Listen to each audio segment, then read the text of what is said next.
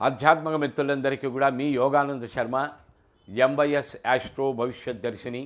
అందరూ సబ్స్క్రైబ్ చేయండి, షేర్ చేయండి, లైక్ చేయండి, 10 మందికి తెలియచేయండి. మంచి విషయాలు ఇందులోకి తీసుకురావడానికి ప్రయత్నం చేస్తున్నాను. ఈరోజు కృత్తికా నక్షత్రం యొక్క 2వ పాదం, 3వ పాదం, 4వ పాదం గురించి తెలుసుకున్నాం. చంద్రుడు పరమోచ్చలో ఉంటున్నాడు, ఉచ్చస్థానంలో వృషభ రాశిలో. మొదటి పాదం ధనుస్సు నవాంశ, 2వ పాదం మకర నవాంశ, 3వ పాదం కుంభ నవాంశ, 4వ పాదం మీన నవాంశలో చంద్రుడు ఉంటాడు. ఇక్కడ మొదటి పాదం దగ్గరికి వచ్చేసరికేమో అగ్నితత్వ రాశిలో ఉంటున్నాడు. 2వ పాదం దగ్గరికి వచ్చేసరికి సగం జలతత్వ భూతత్వంలో ఉంటున్నాడు. 3వ పాదం దగ్గరికి వచ్చేసరికి వాయుతత్వ రాశిలో ఉంటున్నాడు.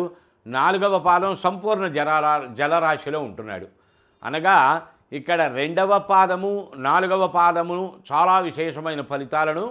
మొదటి పాదం ఆల్రెడీ తెలుసుకున్నాం.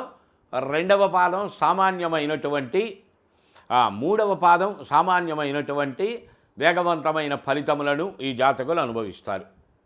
ప్రధానంగా ఎక్కడ ఉన్నా కూడా నక్షత్రాధిపతి రవే గనక దశ 6 సంవత్సరముల కాలమే యోగము, అధికారము, దర్పము, ప్రజ్ఞ. చాలామందిని మీరు పరిశీలన చేస్తే జడ్జీలుగానో, పెద్ద పోలీస్ ఆఫీసర్స్గానో, లేకపోతే ఇన్కమ్ ట్యాక్స్ డిపార్ట్మెంటులో పెద్ద ఆఫీసర్లుగానో, ప్రొవిషన్స్ డిపార్ట్మెంటులో పెద్ద ఆఫీసర్స్గానో, అంటే ఒక సంతకం చేస్తే ఆటోమేటిక్గా అమలైపోయేటువంటి స్థాయిలో ఉన్నటువంటి వ్యక్తులు. వాళ్ళు ఎవరైనా కావచ్చు, ఏ రకమైన అధికారైనా కావచ్చు. కొన్ని శాఖలు పర్టిక్యులర్గా వీళ్ళకి వర్తిస్తాయి.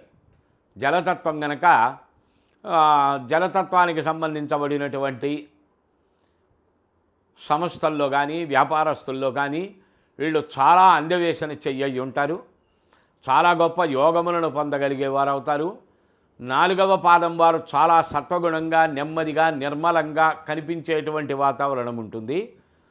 కానీ సముద్రము యొక్క లక్షణములు వీళ్ళ మనసులో ఉంటాయి. ఎందుకని అంటే మీనం జలరాశి కదా. నది ఎలా ఉంటుంది? పుణ్యాన్ని ఇస్తుంది, మోక్షాన్ని ఇస్తుంది. ధర్మాచరణను ఆచరించగలిగిన, పవిత్రతను చేకూర్చగలిగిన ఫలితాలను ఇస్తుంది. గంగా, యమున, సరస్వతి, కృష్ణ, గోదావరి, తుంగభద్ర ఇత్యాదులన్నీ నదులు. నదీ స్నానం విశేష ఫలితాలు ఇస్తుంది. అంతర్గర్భంలో అఖండమైనటువంటి తేజోశక్తి సంపన్నమైనటువంటి వస్తుద్రవ్యాలు ఉంటాయి. భయంకరమైన మొసళ్ళు వంటి క్రూర మృగాలు ఉంటాయి. కనుక అంటే వీళ్ళ లోపల బహిప్రపంచానికి కనిపించే విధి విధానాలు వేరుంటాయి, అంతర్గత ప్రపంచం వేరుంటుంది. ఆ వేరేమిటి, ఎలా మార్పులు చేసుకోవాలి, శ్రీపీఠం రుద్రాక్షసాల్లో సంపూర్ణమైన జాతకంలో తెలుసుకోండి. జై గురుదత్త.